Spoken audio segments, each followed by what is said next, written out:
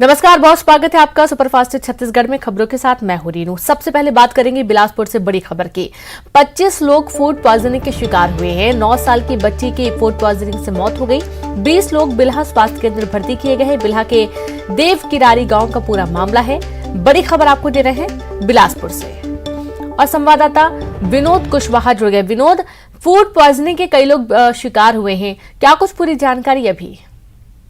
देखिए रेनू, जहाँ तक जानकारी की बात करें तो जैसे ही ये मामला सामने आया उसके बाद बिल्हा के प्राथमिक स्वास्थ्य केंद्र में 20 लोगों को, जिनमें बच्चे भी शामिल हैं, उन्हें वहां पर भर्ती कराया गया है और करीबन 5 लोगों को यहाँ पर लाया गया था, जिसमें एक बच्ची ने इलाज के दौरान दम तोड़ दिया। 9 साल की ये बच्ची है, उसी की बहन भी है जो सीरियस हालत में है और 2 अन्य लोग जो है वो निजी अस्पताल में भर्ती हैं।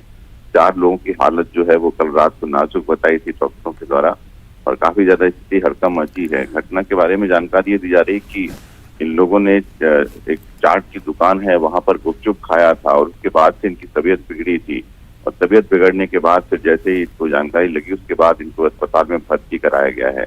तो पूरा मामला अभी फिलहाल इतना ही सामने आ रहा है जो परिजन बता रहे हैं। बाकी अभी डॉक्टरों की टीम लगी हुई है और अगर ऐसी संभावना होती कि रात में अगर कोई हालत खराब हुई होगी तो आज सुबह बिल्हा से फिर उनको बिलासपुर सिम्स में भर्ती किया जा सकता है। जी, बहुत शुक्रिया आपका विनोद तमाम जानकारी के लिए। तो 9 साल की बच्ची की इलाज के दौरान मौत हो गई है और 20 लोग बिल्हा स्वास्थ्य केंद्र में भर्ती हैं। बलरामपुर से बड़ी खबर है। देर रात जंगल में लगी आग। मुख्यालय से महज 2 किलोमीटर की दूरी पर आग लगी। वन्य जीवों के साथ ही पेड़ पौधों को भी नुकसान हो रहा है। शरारती तत्वों ने जंगल में आग लगाई। तो ये तस्वीरें भी सामने आई हैं बलरामपुर से, जहां पर देर रात जंगल में आग लगी और आग देखते ही देखते फैल गई। क्योंकि गर्मी बहुत ज्यादा है, पेड़ पत्ते बिल्कुल सूख जाते हैं और इसके चलते आग बहुत तेजी से फैल जाती है। वन्य जीवों के साथ साथ पेड़ पौधों को तो नुकसान हुआ ही। जानकारी है कि शरारती तत्वों ने इस आगजनी की घटना को अंजाम दिया है। तो लोगों ने देखा, तुरंत दमकल विभाग को सूचना दी गई है। जिला मुख्यालय में जिस तरीके से आगजनी की घटनाएं बढ़ रही हैं, जंगल में आग लगी है। देर रात जंगल में आग लगने के चलते अब ये आग फैल भी गई और ज्यादा क्षेत्र में फैल गई और इसके चलते जो वन्य जीव हैं उनको भी नुकसान हुआ। कहा जा रहा है कि शरारती तत्वों ने इस घटना को अंजाम दिया है, आग लगाई है और आग देखते ही देखते इसलिए फैल गई क्योंकि गर्मी बहुत ज्यादा है, पेड़ पत्ते बिल्कुल सूखे रहते हैं और इस वजह से भी आग भड़क गई। बड़ी खबर आपको दे रहे हैं बिलासपुर से। तो मुख्यालय से महज 2 किलोमीटर की दूरी पर यह आग लगी है। वन्य जीवों के साथ ही पेड़ पौधों को भी काफी नुकसान हुआ। कई सारे पेड़ जलकर खाक हो गए और आसपास जो रहवासी इलाका है वहां पर भी लोगों के मन में थोड़ा डर हो जाता है। उनको ये डर होता है कि शायद आग फैल ना जाए और ग्रामीण क्षेत्रों तक न पहुंच जाए मुख्यालय से, क्योंकि महज 2 किलोमीटर की दूरी पर ही यह आगजनी की घटना सामने आई है।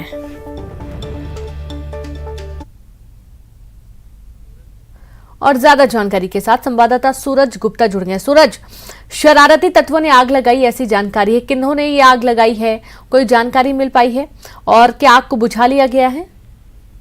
जी रेनू, मैं बता दूं कि जंगलों में लगातार आग लगने के मामले सामने आ रहे हैं और शरारती तत्वों के द्वारा अब लगातार आग लगा दिए जा रहे हैं, जिससे वनों को काफी नुकसान हो रहा है। वहीं वनों में रहने वाले वन जीव को भी इससे नुकसान उठाना पड़ रहा है। आपको बता दें कि जंगलों में महुआ बीनने वाले, तेंदुपत्ता तोड़ने वाले लोग आग तो लगाते हैं, लेकिन अब इन सब चीजों के समाप्त होने के बाद भी शरारती तत्वों के द्वारा जंगलों में आग लगाया जा रहा है और जंगलों को काफी नुकसान पहुंचाया जा रहा है। आपको बता दें कि लगातार जंगलों में आग लगने का सिलसिला जारी है। वहीं जैसी से आग लगने की जानकारी वन विभाग को मिलती है, वो तत्काल वनों पर आग लगे काबू पाने की कोशिश करते हैं और आग पर काबू भी पाते हैं, लेकिन तब तक वनों को काफी नुकसान हो जाया रहता है। जी, ये जो आग लगी कैसे बुझा लिया गया है सूरज? हाँ, इस बात की जानकारी वन मंडलाधिकारी को हमारे द्वारा दी गई थी। वन मंडलाधिकारी तत्काल टीम भेजकर वनों में लगी आग को काबू पा लिया गया है। जी, शुक्रिया आपका सूरज जानकारी के लिए। तो वनों में जो आग लगी थी उसे काबू पा लिया गया है और मुख्यालय से महज 2 किलोमीटर की दूरी पर आगजनी की घटना हुई है। कोरबा से बड़ी खबर है। कोरबा में न्यूज 18 की खबर का असर हुआ। पिटाई मामले में एसपी ने संज्ञान लिया। बेरहमी से पिटाई करने वाला युवक गिरफ्तार हुआ। न्यूज 18 ने प्रमुखता से खबर दिखाई थी। दीपिका पुलिस ने आरोपी को गिरफ्तार किया है। तो बड़ी खबर कोरबा से है। कोरबा में न्यूज 18 की खबर का असर हुआ। पिटाई मामले में देखा जा रहा है कि युवक का जो वीडियो है वो भी सामने आया है और इस मामले में एसपी ने संज्ञान लिया। बेरहमी से पिटाई करने वाला युवक गिरफ्तार किया गया है। न्यूज 18 ने प्रमुखता से इस पूरी खबर को दिखाया था और उसके बाद प्रशासन जागा। तुरंत पुलिस ने मुस्तैदी से जांच की और आरोपी को गिरफ्तार कर लिया गया।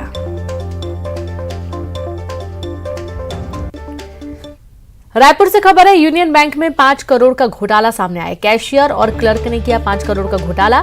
करेंसी चेस्ट में सिक्कों की संख्या को ज्यादा बताकर करोड़ों निकाले क्लर्क। किशन बघेल ने 3 महीने में 7 खातों में जमा किए पैसे। आरोपी कई महीनों से नहीं आ रहा था बैंक। नकदी लेन देन मिलान के दौरान 5 करोड़ 59,68,258 रुपए का गबन किया गया। यूनियन बैंक प्रियदर्शनी शाखा के प्रबंधक ने 1 महीने पहले राजेंद्र नगर थाने में शिकायत की थी। जांच के बाद पुलिस ने आरोपी किशन बघेल के खिलाफ मामला दर्ज कर लिया है और धोखाधड़ी और गबन का मामला दर्ज किया गया है। और अब बात जशपुर से बड़ी खबर की। हाथी ने किया बुजुर्ग पर हमला। जहां हाथी के हमले में बुजुर्ग की मौत हो गई। मौके पर पहुंची वन विभाग की टीम। कुनकुरी के कंडोरा की घटना सामने आई है और संवाददाता दीपक जुड़ गए। दीपक, एक बार फिर से हाथी के हमले में एक बुजुर्ग व्यक्ति की जान चली गई। रीनू, मैं आपको बताऊं कि कुनकुरी के कंदोरा वन परिक्षेत्र एवं उसके आसपास के कई गांवों में पिछले 1 सप्ताह से जो है एक हाथी जो है वो उत्पात लगातार मचा रहा है और इस हाथी के हमले में पहले भी एक व्यक्ति की मौत हो चुकी है और अभी ये दूसरी घटना है। आज सुबह जो है कंडोरा गांव निवासी एक बुजुर्ग जो है वो टॉयलेट में था और टॉयलेट से जैसे ही बाहर निकला तो वहां पर उसके सामने हाथी पहुंच गया और हाथी ने उस पर हमला कर दिया। वहीं पर घटनास्थल पर ही जो है जो बुजुर्ग है उसकी मौत हो गई। इस घटना के बाद जो है वन विभाग की टीम मौके पर पहुंची हुई है और लोगों को लगातार जो है वन विभाग की टीम समझाइश दे रही है कि हाथी से दूर रहे। और मैं आपको बताऊं कि हाथी जो है काफी आक्रामक हो चुका है क्योंकि जो कंडोरा जो क्षेत्र है वो नेशनल हाईवे से लगा हुआ है और वहां पर जंगलों की जो संख्या है वो कम है, पेड़ों की संख्या कम है और जिसकी वजह से हाथियों को जो है रहने के लिए और छुपने के लिए कोई ज्यादा वहां पर स्थान नहीं है, जिसकी वजह से हाथी लगातार जो है जो इंसानों के सामने आ रहे हैं और इसी के वजह से हाथी जो है लोगों पर हमला कर रहे हैं। फिलहाल वन विभाग की टीम जो है हाथियों को जंगलों के आसपास ले जाने की कोशिश में जुटी हुई है। जी बिल्कुल, और ये कोशिश तो लगातार जारी है लेकिन सफल नहीं हो पा रही है वन विभाग की टीम।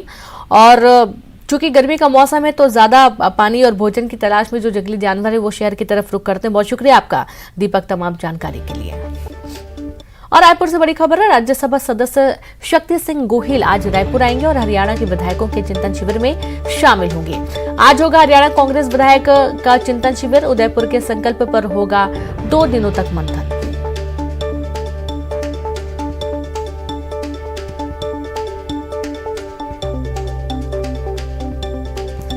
तो बड़ी खबर, जहां पर आज हरियाणा कांग्रेस विधायकों से मुलाकात करने के लिए पहुंचेंगे और राज्यसभा सदस्य शक्ति सिंह गोहिल आज रायपुर आने वाले हैं और यहां पर उदयपुर के संकल्प पर 2 दिनों तक मंथन किया जाएगा। संवाददाता ममता जुड़ गई हैं। ममता, आज अहम दिन है कांग्रेस के लिए जहां चिंतन शिविर में सभी हरियाणा के विधायक भी शामिल होने वाले हैं और राज्यसभा सदस्य शक्ति सिंह गोहिल भी आज रायपुर आएंगे। बिल्कुल, देखिए उदयपुर में जो संकल्प शिविर हुआ था उसके बाद में कांग्रेस हाईकमान ने तय किया था, वहां पर तय किया गया था संकल्प शिविर में कि हर राज्य में ये संकल्प शिविर आयोजित किया जाएगा। छत्तीसगढ़ का भी संकल्प शिविर हाल में खत्म हुआ है और हरियाणा में जिस तरह से घटनाक्रम चल रहा है उसके बाद यहाँ पर विधायकों को लाया गया है और यही वजह है कि यहीं पर चिंतन शिविर भी आयोजित किया गया है। तो आज शक्ति सिंह गोहिल आएंगे, 1:30 बजे करीबन वो राजधानी रायपुर पहुँचेंगे। उसके बाद वो चिंतन शिविर में भी शामिल होंगे और शाम को 8:30 बजे लौट जाएंगे। इस चिंतन शिविर में खासतौर पर अगर बात करें तो जो उदयपुर में संकल्प लिए गए थे उस पर तो मंथन होगा ही, साथ ही इस बात पर भी रणनीति बनेगी कि किस तरह से क्रॉस वोटिंग को रोका जाए। हरियाणा के जो विधायक यहाँ पर रोके गए हैं, जिस तरह से बाड़ेबंदी की गई है, उसका मुख्य उद्देश्य यही है कि किसी भी तरीके से जो है कांग्रेस के हाथ से ये राज्यसभा, हरियाणा की जो राज्यसभा सीट है वो ना फिसले। और यही वजह है कि कल राजीव शुक्ला भी आए थे, उन्होंने भी हरियाणा के विधायकों से मुलाकात की। मुख्यमंत्री भूपेश बघेल भी वहाँ पर पहुंचे थे। हालांकि 5-7 मिनट बाद वो लौट गए। आज भी ये हो सकता है कि मुख्यमंत्री भूपेश बघेल भी वहाँ पर मेफेयर रिसोर्ट जाए और वहाँ पर हरियाणा के सांसद जो विधायक हैं उनसे मुलाकात करें, और जो उनका संकल्प शिविर है शायद उसको भी उसमें भी थोड़ी देर के लिए वो वहाँ पर जाए। हालांकि वो पीसीसी का ही पूरा मसला होता है।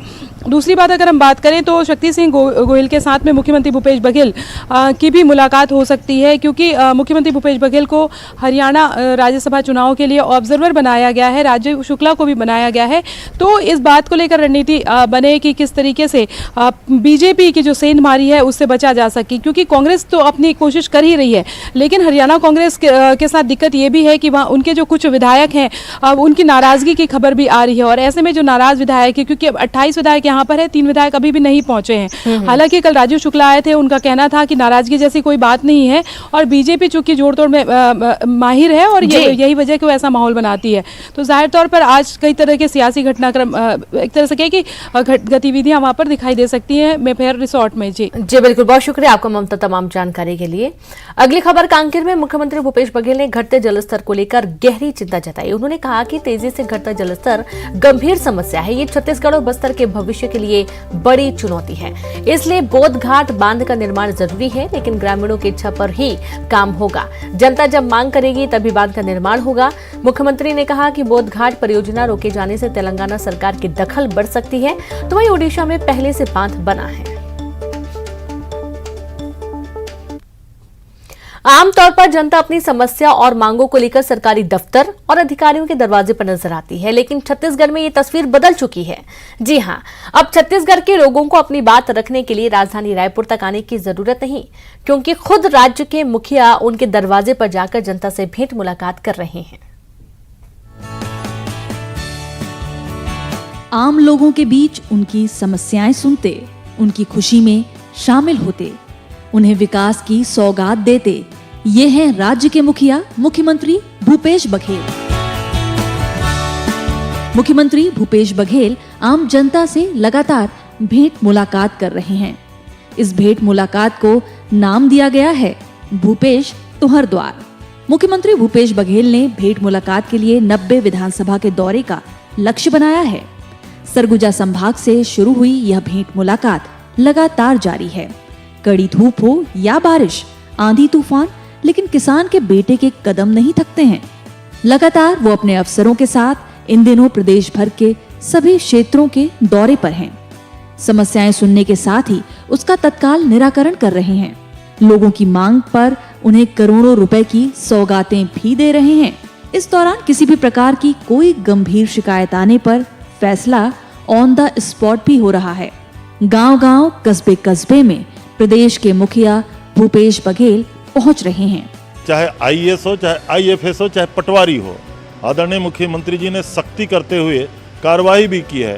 तो एक मैसेज है कि काम तो जो सरकार चाहती है, जो आम जनता के हितों में फैसला लेती है, जो अंतिम पंक्ति के अंतिम व्यक्ति को लाभ मिलना चाहिए, वो लाभ पहुंचना ही चाहिए। प्रशासन के लोग भी समझ रहे हैं, और अभी इसी कार्यक्रम के तहत बस्तर संभाग के कांकेर जिले के दौरे में आदरणीय मुख्यमंत्री जी और बहुत जल्दी पूरे प्रदेश के सभी विधानसभा क्षेत्रों में जाएंगे और फीडबैक लेंगे। इस अभियान में वे रोज प्रत्येक विधानसभा क्षेत्र के 3 गांव तक पहुंच रहे हैं। उन्होंने इस अभियान के दौरान बच्चों से लेकर युवाओं, बुजुर्गों, महिलाओं से सीधे संवाद किया है। सरकार की योजनाओं का लाभ लोगों को मिल पा रहा है या नहीं, इसकी हकीकत जानने वह खुद औचक निरीक्षण कर रहे हैं। स्कूल, अस्पताल, आंगनबाड़ी से लेकर खेतों तक भी पहुंच रहे हैं। मुख्यमंत्री भेंट मुलाकात में जगह जगह चौपाल लगा रहे हैं, तो वहीं ग्रामीणों से सीधे संवाद कर रहे हैं। बच्चों के बीच मुख्यमंत्री छोटे बच्चे बन गए, तो वहीं बुजुर्गों के आंसू पोंछे। महिला स्व सहायता समूहों का उत्साह बढ़ाया। मुख्यमंत्री भूपेश बघेल का कहना है कि इस भेंट मुलाकात से न केवल सरकार को राज्य की वास्तविक स्थिति का पता चल रहा है, बल्कि यह संदेश भी जा रहा है कि जिम्मेदारों के बीच किसी भी तरह की लापरवाही बर्दाश्त नहीं की जाएगी। लोग इससे खुश भी हैं।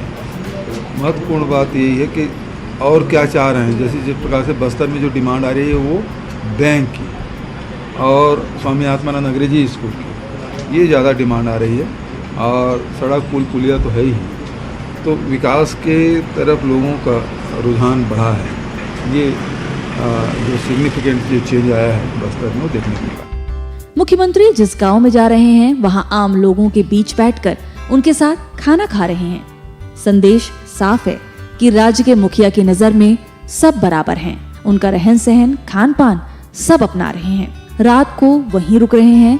सामाजिक संगठनों, व्यापारियों, आम नागरिक, डॉक्टर, वकील, युवाओं, शासकीय कर्मचारियों से भेंट मुलाकात कर रहे हैं। आम लोगों का कहना है कि पहली बार कोई मुख्यमंत्री इतने दिनों तक जनता के बीच लगातार रह रहा है। उन्हें लगता है कि वो मुख्यमंत्री नहीं बल्कि उनके घर के सदस्य हैं। वहीं उनके दौरे से व्यवस्थाएं लगातार सुधर रही हैं। हमारे मुख्यमंत्री भूपेश बघेल जी जो गांव-गांव जा रहे हैं, यहाँ भी आए, हमारी समस्याओं को सुने, तमाम समस्याओं को, परेशानी को हल किए। ऐसा कोई भी मंत्री नहीं करता है। वो पहले मंत्री हैं जो हमारी समस्याओं को सुन रहे हैं और उनका हल निकाल रहे हैं। मुख्यमंत्री भूपेश बघेल हमार काका हरे, हमार समस्या के समाधान करे बर हमार घर घर आते और जैसन घर के बड़ी हर हमार समस्या के समाधान करते, उसने मुख्यमंत्री जी हमार समस्या के समाधान करे बर आते। एकर से पहले कोई भी मुख्यमंत्री समस्या के समाधान करे बर घर घर नहीं जैसे। अपने भेंट मुलाकात कार्यक्रम के दौरान जो आवेदन और लोगों की मांग सामने आ रही है, उसके निराकरण के लिए एक टीम भी मुख्यमंत्री भूपेश बघेल ने गठित की है। जाहिर तौर पर रोज विकास की नई गाथाएं लिखते छत्तीसगढ़ की और उजली तस्वीर आने वाले समय में नजर आएगी। रायपुर से ममता लांजेवार के साथ न्यूज़ 18 मध्य प्रदेश, छत्तीसगढ़। और चलिए अब देखेंगे टॉप 20 खबरें।